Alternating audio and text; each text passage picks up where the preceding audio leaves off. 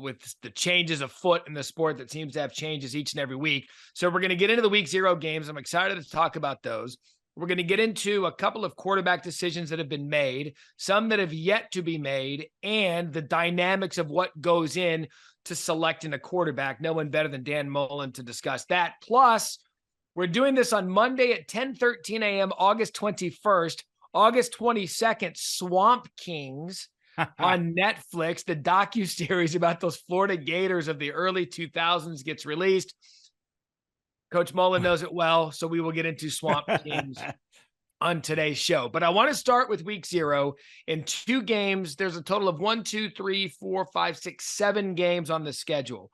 But there's 2 that pique my interest, and I want to start with the early one, 2:30 p.m. Eastern in Ireland, Navy and Notre Dame. Because to me, Dan Mullen, Notre Dame for the past few seasons has been a quarterback short of probably being pretty good.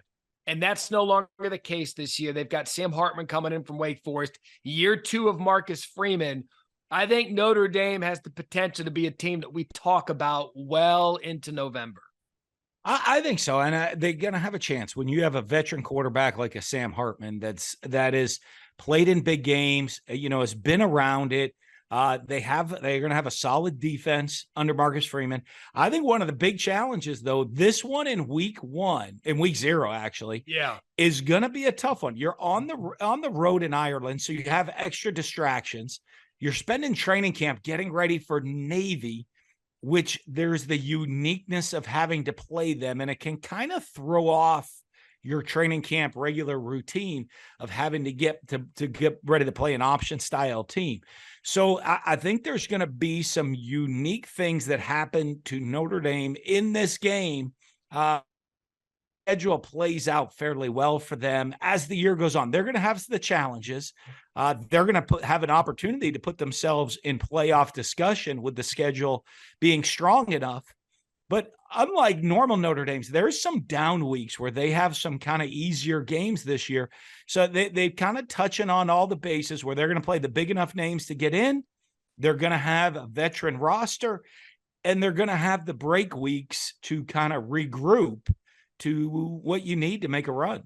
I love that Notre Dame, I mean, we had talked about that a couple of weeks ago on this show about how they're kind of the big fish left in the realignment pond, and we're not going to get into that, but Notre Dame, the fact that they're kicking off the season, they're legitimately the first at 2:30 Eastern. But I want to bring up their schedule because I think it's a great point. And it always is the case with Notre Dame because they still have the independent status with an ACC lean. They still do put together a schedule that come playoff time, they don't have to play in a conference championship game. So if they're in the barn at 12-0 or 11-1 with a decent schedule, I mean, when you look at it, Navy, they're going to beat Navy. Tennessee State week 2. NC State is a good game at NC State. That's good football. That's a noon Eastern on ABC. Central Michigan. Then there's the Ohio State game on September 23rd. Then there's the Duke game. Duke was a tough out last year 1 of Mike Elko. Louisville with Braum coming back. USC is loaded. We'll get to the Trojans in a minute. Pitt, Clemson, Wake, Stanford. Coach, that's a hell of a schedule.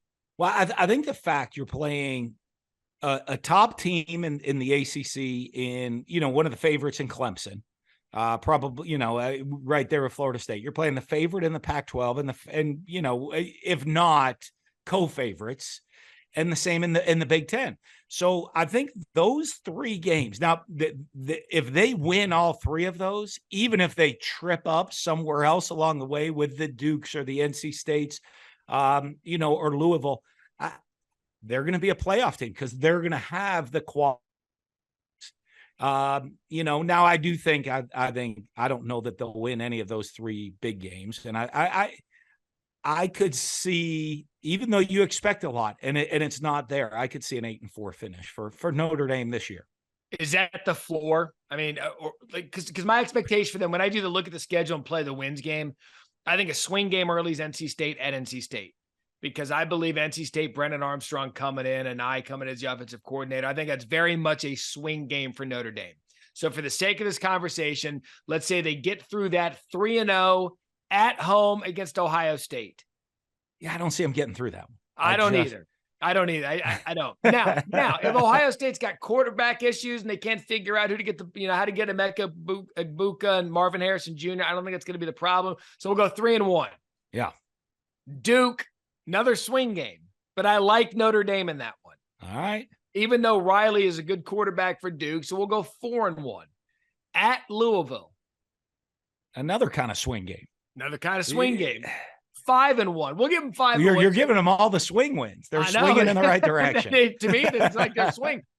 USC comes to Notre Dame. So they've got Ohio State and USC in South Bend. They're going to have, well, you know what? I mean, there'll be some rosaries being said in the stands. And when the USC comes kind of that late fall weekend, the weather can get nasty. They're going to need kind of that edge in that game. So 5-2. I don't have them beating USC. Pitt comes to Notre Dame. They'll win that one. They'll win that one. And it looks like they have a bye week before Pitt to get over USC, whatever happens there. So 6-2.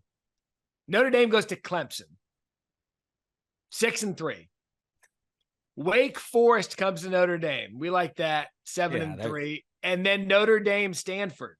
They're going to beat Stanford. Yeah. So that, to me, that's a 9-3 look. But you probably have them losing one of the swing games. Yeah, 9-3, and then there's a chance you lose one of the swing games. I mean, you look, 9-3 would be a really good year. 8-4 would probably be a little bit disappointing for them. 10-2 would mean they, pulled off a big upset and be a really successful season. I love that schedule though. When you really examine the schedule with what they have, I think Marcus Freeman, I think anybody would admit this.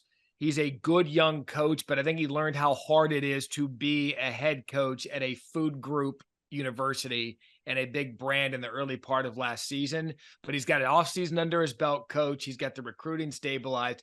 I think you'll see a little bit more from him this year. Tommy Rees out. It'll be interesting for what they do. The one thing with Notre Dame that you have to remember, by being an independent, the only championship they can win is a national championship. And I think there's a lot of things that you miss with players that when loss number 2 hits for Notre Dame this year, they have really nothing left to play for. Right. There's no more, let's rally, let's win a champion. They're out of the playoff. They're out of the national title. They're basically playing for bowl placement or pride at the end at that point. I think that is difficult, and it's a difficult task that Marcus Freeman has to deal with. And one of the difficult things about being an independent is once you're not playing, you're really not playing for much. Once you're out of the playoff hunt, if you're Notre Dame, you're playing, but you're playing for a bowl placement or one of those. Right. And look, and that's why that one year where they got the sniff during the COVID season of an ACC championship, people were wondering if that was good enough for them to say, hey, in October, November, we could still be playing for a conference championship game. And they there's a lot to that. There's a lot to the player mentality of that. Thanks for watching ESPN on YouTube. For live streaming sports and premium content, subscribe to ESPN Plus.